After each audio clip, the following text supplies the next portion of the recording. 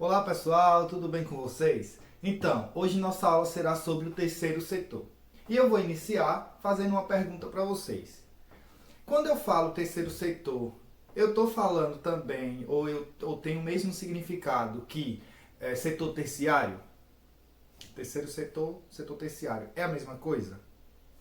A resposta é... Vocês falaram não, né? Isso, vocês estão corretos. Quando eu falo setor terciário, eu estou me referindo a um dos setores da economia, né? Que é o setor ligado às atividades comerciais e de serviços.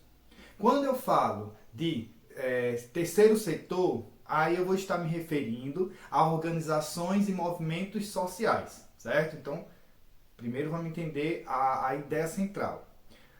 Terceiro setor, movimentos sociais e organizações sociais. Beleza. Outra pergunta. Se eu tenho um terceiro setor, isso indica que eu tenho um primeiro e um segundo setor, correto?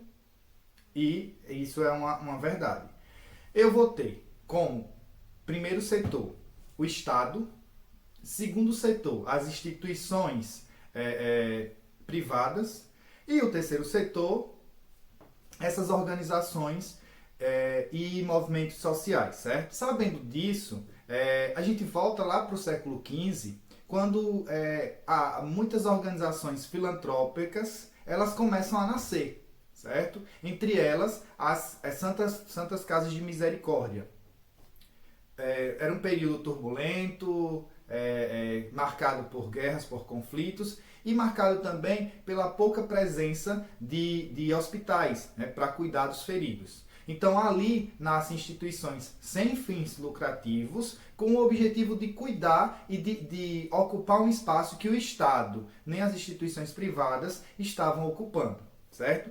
E isso vai crescendo ao longo do tempo, essa participação, essa mobilização social em busca de ocupar um espaço que não é ocupado pelas instituições estatais nem pelas instituições privadas, certo? Então, essas novas instituições que vão sendo criadas, essas novas organizações, elas vão ocupando espaços que são deixados, são lacunas, né? Deixadas pelos outros poderes. Pessoal, chegando mais para esse momento atual, né, já século XXI, os movimentos sociais eles vão ter uma ligação muito forte com o processo de globalização. A gente não pode esquecer desse detalhe, né? Nós estamos vivendo num período que nós chamamos de globalização. E dentro desse processo de globalização, nós temos as grandes corporações. E essas grandes corporações, elas tendem a nos, como é que eu posso colocar? Influenciar, né, em modo de viver, né, estilo de vida, como um todo. E começam a surgir movimentos sociais contra essa imposição que é colocada, né, pelas grandes corporações, a partir do advento do fenômeno que nós chamamos de globalização, certo? Então, pessoal, essa padronização de hábitos, de costumes, ela passa a ser mal vista por uma grande parte da população. E aí surge a ideia de meio que resistir ao processo de globalização. Só que esse resistir ao processo de globalização não é necessariamente ser contra a globalização, certo? Não é ser contra o avanço tecnológico, não é ser contra as inovações.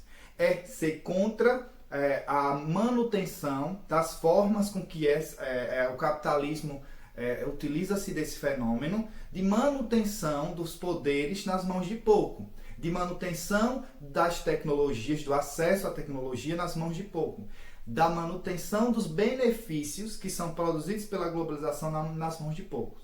Certo? Então, esses grupos que começam a surgir, eles não podem ser, alguns autores colocam como antiglobalização, né? Mas nós podemos considerar que esse termo antiglobalização, ele chega a ser equivocado, porque essas pessoas, elas não são contra os pontos positivos do processo de globalização, porque tem muita coisa boa, né? Essas inovações tecnológicas, a facilidade de comunicação entre as pessoas, a maior interação, isso é positivo. A manifestação que ocorre né, desses grupos sociais é justamente para que esse processo ele seja mais abrangente no sentido de que outras pessoas de classes mais vulneráveis possam também ter acesso aos itens positivos da globalização, certo? Pronto. Pessoal, girando em torno dessa temática, foi criado o Fórum Social Mundial, certo? A primeira edição aconteceu em 2001 na cidade de Porto Alegre, né? Qual era o objetivo desse evento, né? Pessoal, no mesmo período que acontecia o Fórum Social Mundial, acontecia também o Fórum Econômico Mundial, em Davos, na Suíça. E a criação desse movimento era justamente para se contrapor, porque lá as discussões estavam girando em questões econômicas, as sociais são deixadas de lado. E esse outro evento, né, ele ia focar um pouco mais em quê? Nos movimentos sociais, ou melhor, nas necessidades básicas da sociedade, certo? Então essa é a ideia central do Fórum Social Mundial. Pessoal, o tema, qual era o slogan, na verdade, desse evento? Outro mundo é possível. Um outro mundo é possível. E aí eu acredito que vocês lembrem do que Milton Santos falava sobre o processo de globalização, né? Em um dos livros que ele escreveu, tinha como título Por uma Outra Globalização, que se encaixa diretamente no slogan do Fórum Social Mundial. Um outro mundo é possível. Um mundo em que a globalização ela seja utilizada para diminuir as desigualdades, que ela chegue aos mais necessitados, às populações mais vulneráveis também, certo? Então, pessoal, nos últimos anos, esse evento já aconteceu em várias outras cidades do mundo, em Nairobi, no Quênia, em Delhi, Nova Delhi, na Índia, enfim, Dakar, no Senegal. Então, pessoal, surgem iniciativas de resistência ao processo de globalização e agora eu vou citar algumas delas, certo? Primeira, a exaltação do uso de sementes crioulas ou de técnicas agrícolas menos agressivas ao ambiente. Então, nesse momento, rejeita-se, por exemplo, o uso dos agrotóxicos, né, que a gente sabe que no momento estão sendo utilizados de forma maciça, e também o domínio das grandes corporações, né? Então, aqui, para resistir ao processo de globalização, há um foco mais, por exemplo, na agricultura familiar, na agricultura mais local, e não naquela agricultura comercial que vai utilizar grande quantidade de agrotóxicos e sementes geneticamente modificadas. Segundo, orientação da educação para necessidades e realidades locais. Ou seja, nesse sentido, há uma resistência à disseminação dos hábitos padronizados, né? Que é uma das coisas que está acontecendo por causa desse avanço da globalização, a padronização de hábitos, a padronização do modo de vida. Então aqui há um foco na educação para a diversidade, certo? Terceiro, resgate de tradições locais por determinadas instituições e comunidades. Aqui entra na mesma ideia do segundo item, né? A valorização da diversidade cultural local, certo? Então, meio que afasta um pouco a ideia de padronização em questão de música, de danças, de manifestações culturais locais, que muitas vezes são suprimidas por essas manifestações padronizadas, principalmente em estilo norte-americano, né? O modo de vida americano que se espalha pelo mundo. É uma forma de padronização. Quarto, a construção e a socialização de alternativas locais para a geração de energia ou abastecimento de água. Então aqui também é uma resistência ao controle de grandes corporações, né, que estão por trás da maioria das produtoras, né, de energia e de água, distribuidora de água, certo? 5. Criação de redes de solidariedade entre ONGs e movimentos sociais, comprometidos com a criação de alternativas para tornar o mundo mais justo e sustentável, né? Então aqui é a ideia de união, né? De luta coletiva para a criação de um mundo mais justo e mais justo, solidário, sustentável, né? Então, o sexto, né? Países ou governos que se revelam não alinhados às tendências ditadas pelas grandes potências mundiais. E aí eles começam a trilhar caminhos alternativos quanto a questões políticas e questões econômicas. E aí eu vou dar um exemplo simples a respeito desse não alinhamento com as grandes potências mundiais, certo? A criação, por exemplo, do Banco do Desenvolvimento do BRICS.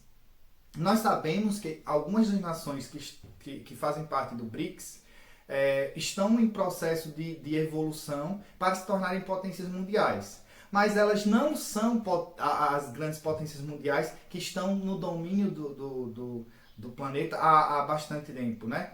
Então, a criação desse banco é meio que uma alternativa criada para se contrapor aquilo que já é o comum, né, e o imposto pelas grandes potências mundiais, como o Banco Mundial, como o FMI, certo?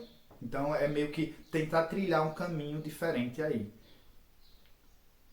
Não quer dizer que nesse caso específico esteja indo de encontro ao processo de globalização, mas está indo de encontro a um dos itens que está inserido no processo de globalização, que é o domínio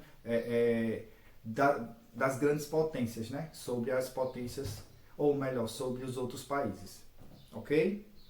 E por fim, nós chegamos na parte que vai falar um pouco sobre os movimentos sociais nesse mundo globalizado. E para entender desses movimentos sociais, é preciso lembrar que a democracia vai ser um conceito muito importante para a existência e a manutenção desses movimentos sociais, certo? Vale lembrar, pessoal, que a maioria das nações capitalistas, elas seguem a ideia de governo democrático, onde é um governo que as decisões elas vêm do povo, né? E não de um indivíduo apenas. Pronto. Sabendo disso, né, muitos movimentos sociais começam a crescer em escala local, até que em determinado momento esses movimentos passam a ter uma pauta que é internacional. Certo? Então a pauta que naquele primeiro momento o movimento que era local, ele tem uma pauta que é internacional, e aí há um crescimento ao ponto de que esse movimento social ele deixa de ser local, ele deixa de ser regional e passa a ser global. E nós temos alguns exemplos. O primeiro deles, o movimento agrário. E aí nós temos um movimento ligado à La Via Campesina, né? Que reúne milhões de camponeses no mundo todo, certo? A Via Campesina.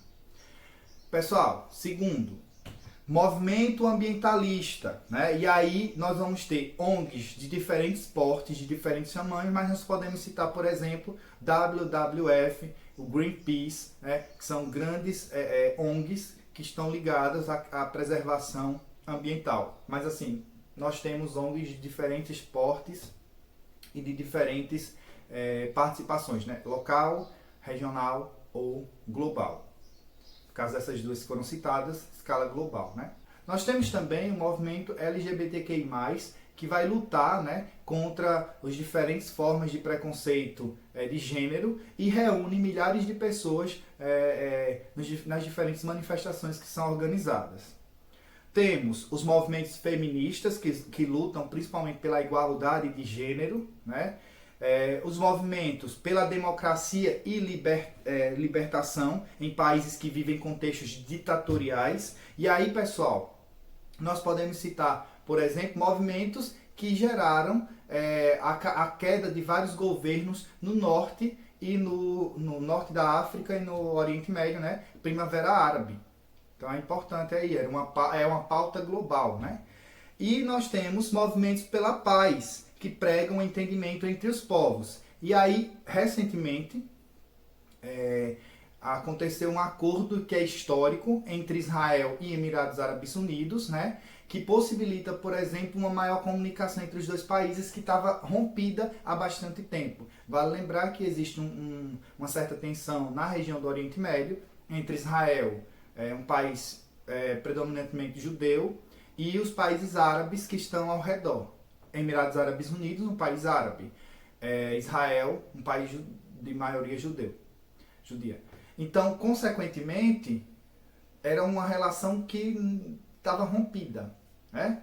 Não existia uma diplomacia entre os dois países. E esse acordo abriu a possibilidade de comunicação, de relações mais próximas entre esses dois países. Normalmente, pessoal, quem vai intermediar essas lutas por diálogo entre as nações em conflito são nações consideradas potências, e a principal delas é os Estados Unidos, certo? Que vai tentar intermediar esses conflitos. E, pessoal, uma coisa importante é que esses movimentos, eles não estão em evidência à toa, né? A evidência deles está ligada também ao fato de as temáticas defendidas por eles serem também pauta de organizações internacionais como a ONU, né? Então, a questão do feminismo, a questão da paz, questões LGBTQI+, perseguições que ocorrem, né? Questões ambientais. Tudo isso são discussões que estão sendo colocadas em pauta pela ONU, né? Que reúne representantes dos países, né, do planeta, representantes de Estado de todo o planeta. Então isso faz com que esses movimentos ganhem uma evidência ainda maior, ok? Então, pessoal, a nossa aula se encerra aqui. Foi muito bom estar com vocês e até uma próxima. Um cheiro no coração. Tchau.